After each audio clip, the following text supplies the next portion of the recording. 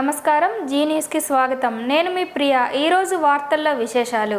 Asia Pacific ministerial conference చైర్మన్గా TDP నేత కేంద్ర మంత్రి రామ్మోహన్ నాయుడు ఎన్నికయ్యారు.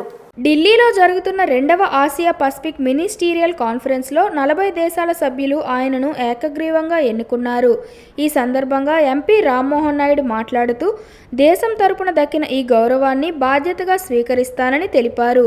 విమానయాన రంగాన్ని ప్రజలకు మరింత అందుబాటులోకి తెచ్చేందుకు సభ్య దేశాల మధ్య రవాణాను సులభతరం చేసేందుకు కృషి చేస్తానని వెల్లడించారు. Resilient and robust aviation landscape. It provides a valuable opportunity to exchange best practices and explore scalable models for the advancement of aviation sector. As India hosts this significant conference, I must highlight the rapid advancements made by our country in this sector, backed by successful regional connectivity model under the visionary leadership of our Honorable Prime Minister Shri Narendra Modi ji. Much like the eagle that soars high with unmatched vision, India's aviation industry has taken flight, driven by innovation, ambition, and a commitment to reach unprecedented heights. Our aviation market has been growing at an impressive rate of approximately 10 to 12% annually, driven by government policies that support regional connectivity. India's airport infrastructure has expanded significantly in the past decade. Srikakulam జిల్లా గార మండలం పెద్దగనగలవానిపేట beach అభివృద్ధికి కృషి చేస్తామని, మత్స్యకారులకు అన్ని రకాల సౌకర్యాలు కల్పిస్తామని, రక్షణ గోడ నిర్మాణానికి చర్యలు చేపడుతున్నట్లు జిల్లా కలెక్టర్ స్వప్నిల్ దినకర్ అన్నారు. నాగావళి నదిలో వరద ఉధృతి కోతకు గురవుతున్న పెద్దగనగలవానిపేట వద్ద సముద్ర తీర ప్రాంతాన్ని జిల్లా కలెక్టర్ స్వప్నిల్ దినకర్, శ్రీకాకుళం ఎమ్మెల్యే గొండు శంకర్ గురువారం పరిశీలించారు. గ్రామస్తుల సమాచారం మేరకు కోతకు గురవుతున్న ప్రాంతాన్ని బోట్లపై వెళ్లి పరిశీలించారు.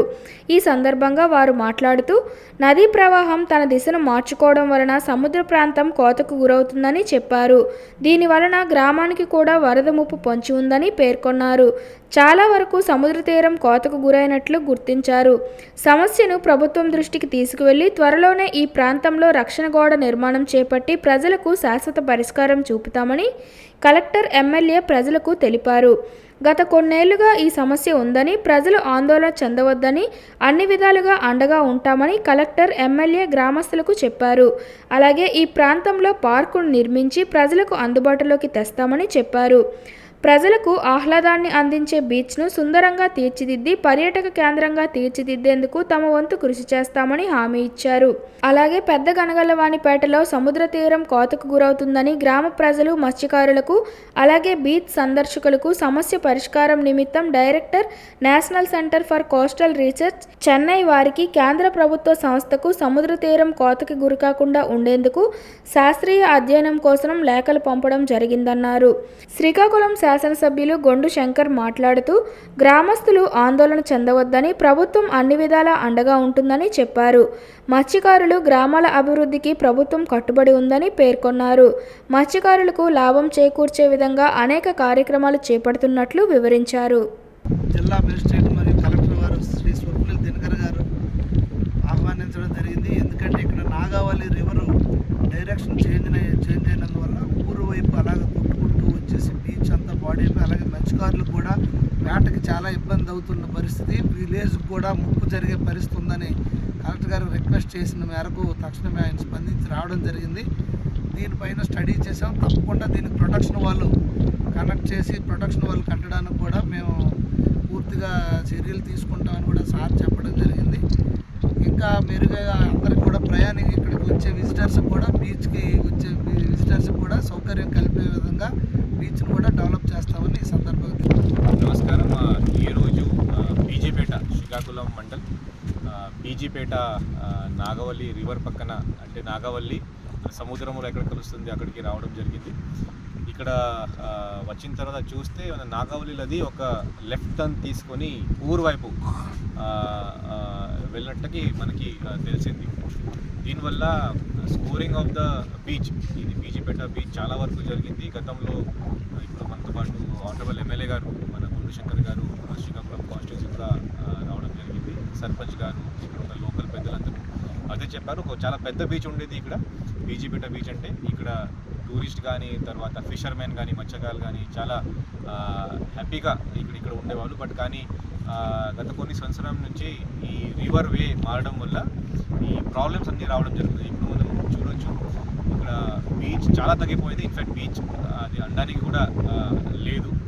ఇది కాకుండా ఫిషర్మెన్కి కూడా ఇది చాలా ఒక ప్రాబ్లమాటిక్గానే మారింది. సో దీనికి మనం ఇప్పుడు రీసెంట్గానే national institute for oceanic studies ఈ ఇన్స్టిట్యూట్కి మనం అంటే నేషనల్ లెవెల్ ఇన్స్టిట్యూట్కి మనం ఒక లెటర్ పంపించాం. నేను కూడా అక్కడ పైన ఫాలోఅప్ చేస్తాను. ఇది కాకుండా మన ఫిషర్మెన్ కోసం కూడా మనం ఈ బీచ్ మనం ఎలా డెవలప్ చేయవచ్చు దీనికి కూడా ఒక పైన లెటర్ పంపించడం జరిగింది గవర్నమెంట్ ఆఫ్ ఇండియాకి.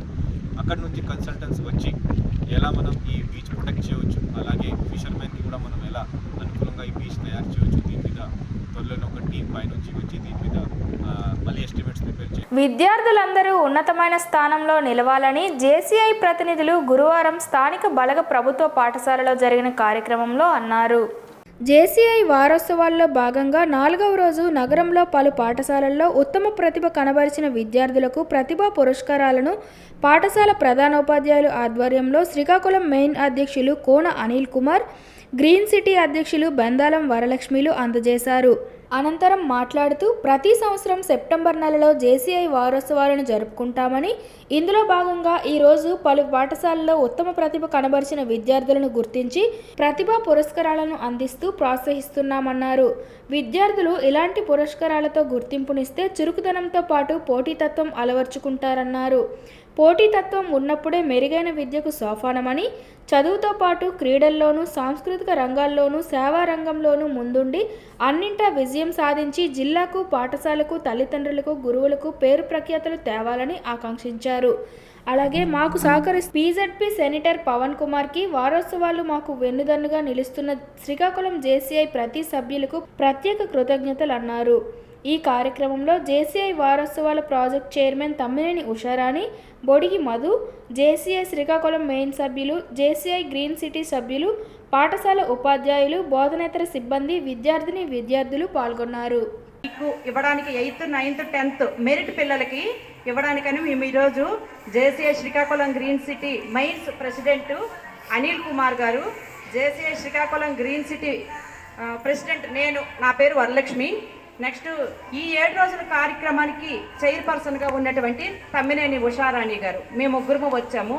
అయితే ఈ కార్యక్రమానికి అంటే మీకు ఈ అవార్డ్స్ ఇవ్వడానికని మాకు ఇక్కడ ఉండేటువంటి మన హెడ్ మాస్టర్ మాకు అనుమతినిచ్చినందుకు ఆయనకి మా తరపున ధన్యవాదాలు తెలియజేస్తున్నాము. అదేవిధంగా ఇక్కడ ఉండేటువంటి ప్రతి ఒక్క ఫ్యాకల్టీకి కూడా పేరు పేరున నమస్కారాలు తెలియజేసుకొని ఈ కార్యక్రమంలో పాల్గొనవలసిందిగా కోరుకుంటున్నాను. దేశ ఐక్యతకు ప్రతీకగా వినాయక చవితి పండుగ నిలుస్తోందని, ప్రతి మనిషిలో ఆధ్యాత్మిక చింతన ఉండాలని, అప్పుడే మనిషి ఆనందంగా ఉండగలరని వక్తలు అన్నారు. వినాయక చవితి ఉత్సవాల్లో భాగంగా నగరంలోని ఏర్పాటు చేసిన గణేష్ విగ్రహ నిమజ్జన కార్యక్రమం సాంప్రదాయ రీతిలో బుధవారం రాత్రి నిర్వహించారు. జై శ్రీరామ్, జై జై గణేష అంటూ నినాదాలు చేస్తూ శోభాయాత్ర నిర్వహించి అనంతరం నాగవలి నదిలో నిమజ్జనం చేశారు. ఈ సందర్భంగా ఆయన మీడియాతో మాట్లాడుతూ, స్వాతంత్ర పోరాటంలో దేశంలో ఉండే యువతను ఏకతాటిపై నడిపించేందుకు వినాయక చవితి ఉత్సవాలను మహారాష్ట్రలో ప్రారంభించి దేశమంతా విస్తృతం చేయగలిగారని, అప్పటి వరకు ఎవరి ఇళ్లల్లో వారు మాత్రమే ఈ ఉత్సవాలు చేసుకునేవారన్నారు. కుల, మత, ప్రాంత భేదాలతో సంబంధం లేకుండా దేశంలో పౌరులంతా ఒక్కటిగా ఉండేందుకు ఇటువంటి ఉత్సవాలు దోహదం చేస్తాయన్నారు. ప్రతి మనిషిలో ప్రతిభను వెలికి తీసేందుకు వివిధ సాంస్కృతిక పోటీల నిర్వహణ అభినందనీయమన్నారు. ఇండియన్ ఆర్మీ చిన్నారులు వివిధ సాంస్కృతిక నృత్య ప్రదర్శనలు నిర్వహించి ఆహుతులను అలరించారు. ఈ కార్యక్రమంలో పలువురు ప్రముఖులు, హైందవ ధర్మ పరిరక్షణ సమితి ప్రతినిధులు పాల్గొన్నారు.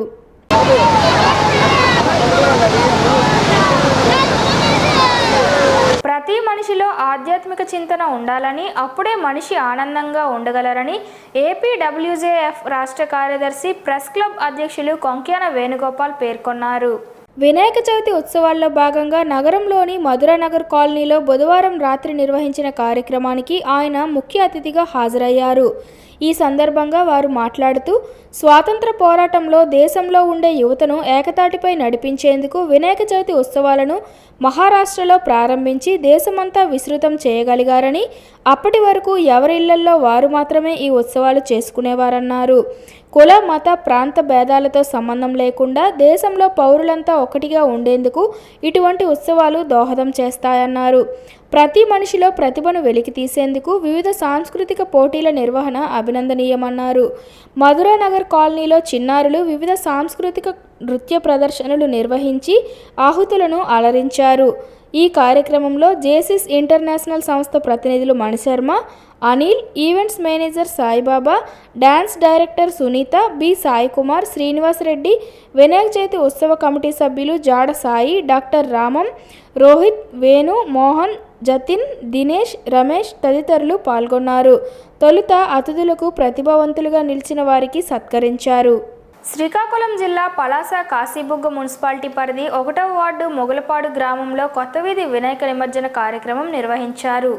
సాంప్రదాయబద్ధంగా స్వామివారికి మంగళ వాయిద్యాల మధ్య పల్లకి మీద ఊరేగిస్తూ గ్రామస్తులు నిమజ్జనం చేశారు. మహిళలు కూడా పల్లకిని మోస్తూ ఊరేగింపులో పాల్గొని కోలాటాలతో అలరించారని, ప్రత్యేక పూజలు అందుకొని అందరూ బాగుండాలనే ముఖ్య ఉద్దేశంతో తలపెట్టిన గణనాథునికి సాంప్రదాయబద్ధంగా మంగళ వాయిద్యాలతో నిమజ్జనం చేయడం ఆనందంగా ఉందన్నారు. అనంతరం పలాసకు చెందిన లలిత చారిటబుల్ ట్రస్ట్ అనాథాశ్రమంలో అన్నదాన వితరణ చేపట్టామని గ్రామస్తులు, కమిటీ సభ్యులు తెలిపారు. ఈ కార్యక్రమంలో కొత్తవీధి కమిటీ సభ్యులు అశోక్ నారాయణ, హరీష్, జోగారావు, ముకుంద జగన్నాథం, సింహాసనం విజయ్, రంగారావు, ప్రశాంత్, సరస్వతి, హారతి, వేదవతి, జానకి, గ్రామస్తులు తదితరులు పాల్గొన్నారు. ఆడవరం ప్రాథమిక పాఠశాలలో పోతన జయంతి ఉత్సవం ప్రధానోపాధ్యాయులు బోగల ఉమామహేశ్వరరావు ఆధ్వర్యంలో నిర్వహించారు.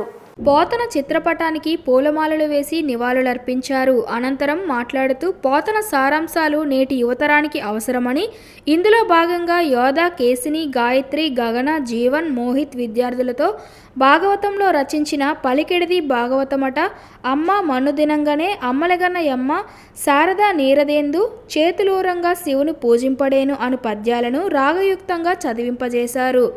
ఈ కార్యక్రమంలో సహాయ ఉపాధ్యక్షులు సోనిమి పాపారావు తదితరులు పాల్గొన్నారు.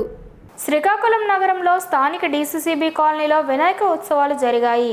స్థానిక డీసీసీబీ కాలనీ రమణారావు మాట్లాడుతూ డి వెంకట్రావు రిటైర్డ్ ఎంఆర్ఓ ఆధ్వర్యంలో 20 మంది కమిటీ సభ్యులైన సంతోష్, భాస్కర్ రావు, బుడుమూరు సురేష్, శివప్రసాద్, సత్యసాయి సభ్యులు వీరందరూ పాల్గొని అనుకున్న దాని మీద ఆనందంగా సంతోషంగా 5 రోజులు ఉత్సవాలు జరుపుకొని ఈరోజు నిమజ్జనం చేయడం జరిగిందని, ఆదివారం నాడు 2000 మంది వరకు స్థానిక డీసీసీబీ కాలనీలో అన్న వితరణ కార్యక్రమం కూడా అంగరంగ వైభవంగా జరుపబడునని తెలియజేశారు. వాళ్ళందరూ మరి ఇక్కడ వరకు రాలేరు కాబట్టి మా కాలనీ చివరి వరకు వచ్చి మాతో సహకరించారు. మేము ఇక్కడ అనుపడి కార్యక్రమంలో ఈరోజు పాల్గొన్నాం అండి. 5 రోజుల కార్యక్రమం చాలా చక్కగా జరిగిందండి. నిమజ్జనం కూడా చాలా బాగా జరిగింది. ఇక్కడ క్లియర్ ఉండడం వల్ల నిమజ్జనం అనేటటువంటిది గౌరవప్రదంగా గణేష్ మహారాజ్కి చాలా భక్తి శ్రద్ధలతో నిమజ్జనం చేశాము. 5 రోజుల కార్యక్రమం చాలా విజయవంతంగా జరిగింది.